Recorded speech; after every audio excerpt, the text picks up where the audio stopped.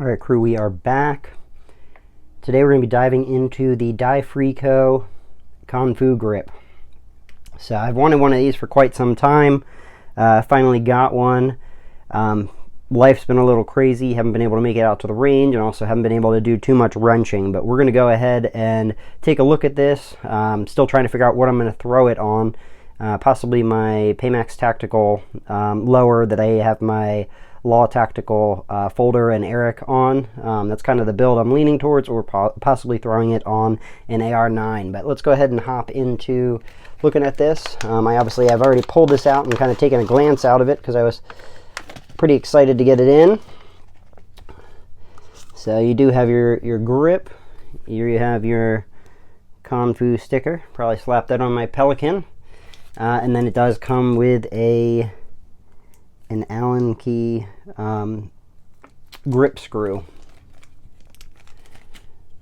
So, and the grip itself, you can see, has really good texturing. I will say, in the hand, from somebody that runs a lot of stippled grips, this thing feels really good in the hand. It does have like rib texturing on the back there, but this is, you can probably hear it, that is very grippy. So very good there. It does have your finger groove, so you can get back into a consistent position every time. And all in all, I mean, do note it doesn't have a tensioner screw hole. That's not a big thing. I've literally drilled them out in my other ones, but just to be aware that if you do have that and you want access to it, you probably are going to need to just grab a drill out that hole. But let's do a quick overview here. So this is a 12-degree grip angle. You can see it is pretty vertical there. These are designed and manufactured in the US, and the texture, they refer to it as a retro texturing. So obviously I've run a lot of B5 grips, and as I mentioned, they're stippled. This is done up by my buddy Center Customs.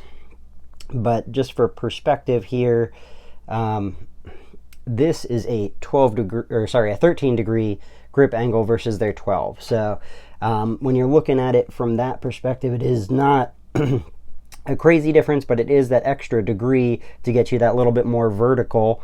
And the other one that I've been running as of late, which I was unable to find the angle on, has been the Reptilla grips. So I just wanted to throw that in there to kind of show as well the angle. And the other thing I think you will note is the B5 is a little bit taller. DieFreeCo is a little bit shorter. I believe I've actually seen they're making a longer version as well. And you can see the Reptilla is pretty short on there too. So this seems to be right in the middle. I think this is going to be pretty awesome. One piece of feedback that I've kind of heard from posting out on Reddit was people were complaining there was no storage compartment. I did reach out to DieFreeCo, and they have confirmed that is something that is in the works. So if you were to want to hop on snagging one of these, there will be grip plugs in the near future, from what I have been told.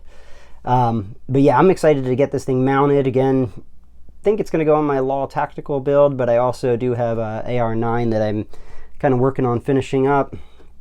And last thing, just for perspective, we have our good old A2 grip. This one obviously is done up again, but angle wise, I mean, I personally like being a little more vertical, which is why I've kind of headed more towards this realm of the vertical grips of the 12-degree and 13-degree grips. But yeah, dude, I definitely suggest checking these out. You can pick them up over at Brownells or direct from DieFreeCo. I do have a link down in my bio to both places, either DieFreeCo or Brownells. I think it's definitely a good grip to try out. Grips are definitely, I mean, they're an inexpensive way to kind of change how your firearm feels. So, and just not sure if you guys have seen, but YouTube will be changing their policy around what we are able to show And I mean, it's already been pretty strict as it is regarding the mounting of things or showing of firearms, but it is going to be getting stricter later this month. But once I get this mounted, if you slide over to my Instagram or over on my X account, you will likely be able to see some more pictures of this or video of this as well. But I will try to do a follow-up video after I've actually gotten out and run it a little more. But there is a overview compared to some of the other grips that are pretty popular out there on the market. I know there's many that are hesitant to make that jump, and again, for 19, 20 bucks, it could completely change the feel of your firearm. So I think it's worth the experiment to give it a try. I will catch you guys later. Run, suppress, stay blessed.